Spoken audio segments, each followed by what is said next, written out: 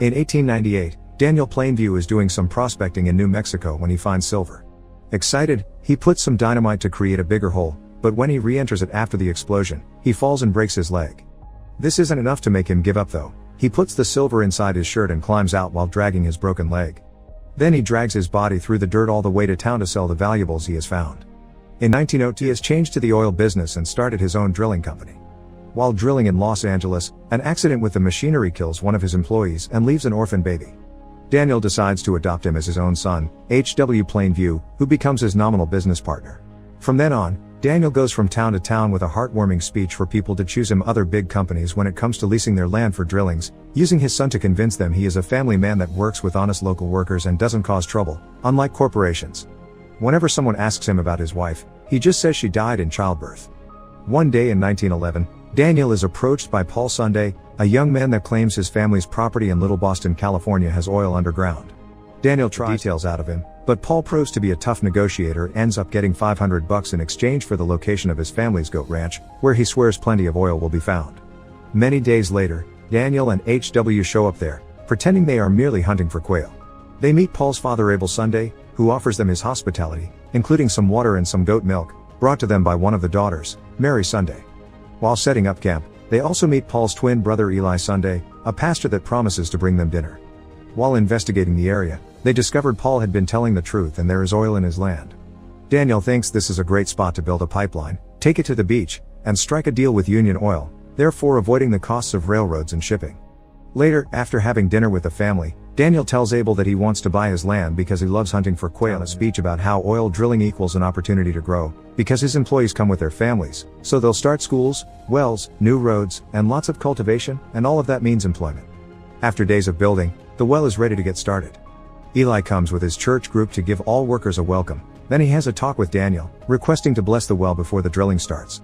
Daniel accepts, but when the time comes for the opening, he offers a few words with Mary by his side, including a quick blessing, and never allows Eli to participate as well. HW is the one to pull the lever and the driller begins working without issues, so afterward the town has a big celebration.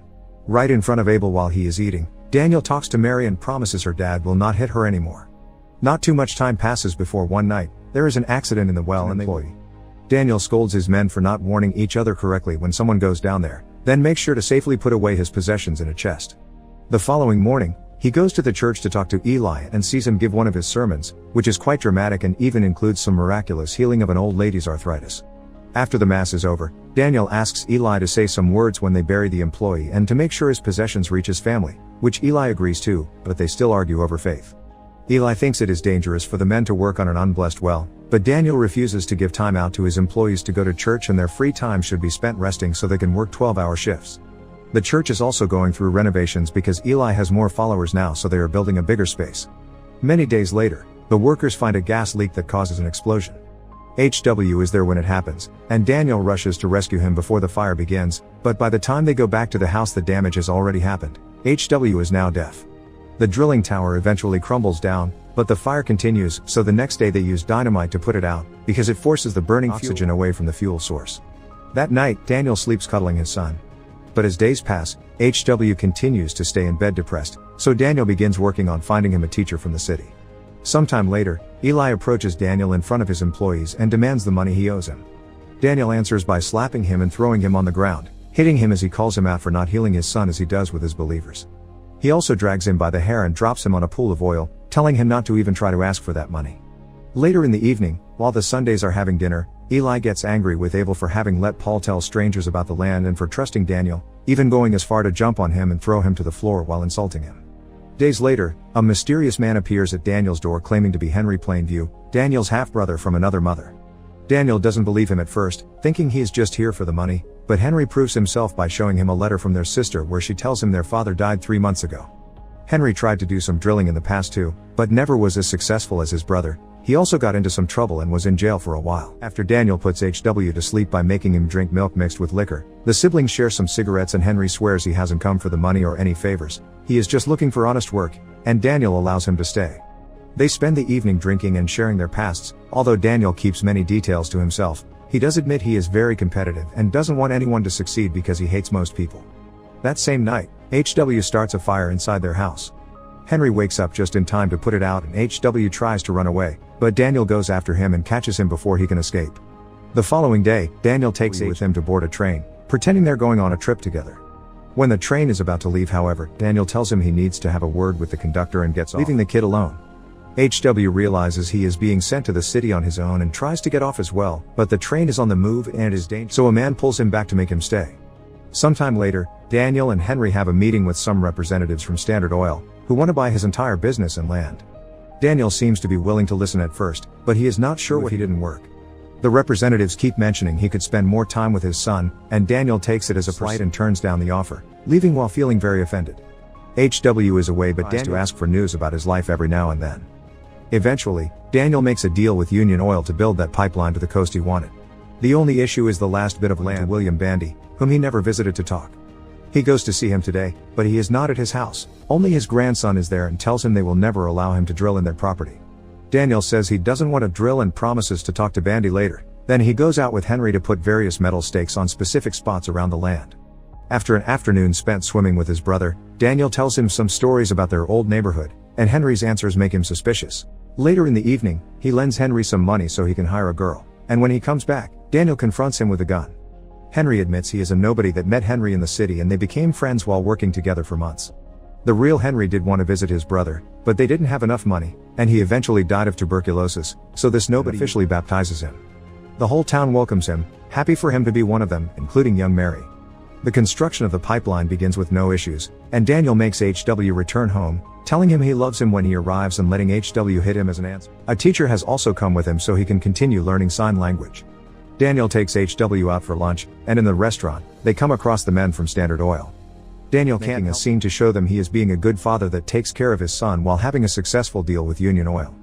Meanwhile, Eli leaves their town to do missionary work. In 1927, a now adult HW marries Mary, who has learned sign language too to communicate with him. Daniel is rich thanks to his oil pipeline business and lives in a mansion with servants, and one afternoon, HW visits him together with an interpreter.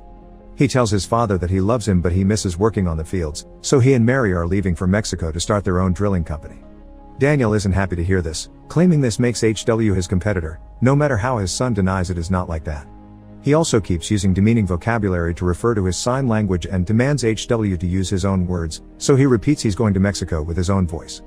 This is still not enough to calm Daniel down. He now tells him he is destroying his image and admits he is not his son, just an orphan baby from a basket in the desert that he picked up to look good while making business. He also says he is less than a bastard that has nothing of Daniel in him. Hurt, HW tells him he is glad there is nothing of Daniel in him before leaving. Daniel keeps yelling insults at him while watching him walk away, but he also can't help remembering their time together. Depressed and alcoholic, Daniel falls asleep in his bowling alley. A servant wakes him up when Eli comes by to visit him, who tells him about his work as a missionary and at a radio station while reminding him they are family-in-law. He also tells him Bandy has died and now his grandson is the owner of the land. That grandson is also part of Eli's church, so he offers himself as an intermediary if Daniel is interested in making business with him to drill that land. Daniel tells him he would be interested in doing business with Eli, but first, he must admit he is a false prophet and God doesn't exist. It seems Eli really needs to get this deal going. After some hesitation and asking for $100, he accepts to yell those words in the room, the same way he made Daniel admit his sins in church years ago. After he is done, Daniel confesses that area actually doesn't have oil anymore. He stole it by draining it through neighbor areas when he built the pipes. As he begins crying, Eli finally confesses he is living in desperate times. He lost money in the Wall Street crash of 1929 and has strayed morally, so he asks Daniel for help. But Daniel doesn't feel pity for him, telling him Paul is the real chosen one by the Lord. He is a successful man now thanks to the business he opened with the $10,000 Daniel paid him for the information. He keeps on insulting him and calling him names, so when Eli asks him to please stop, Daniel grabs him, throws it in the middle of the alley, and after tossing some bowling balls at him, he hits him with a bowling pin on the head, killing him. The servant hears the noise and calls his name from the other side of the door, to which Daniel answers that he's finished.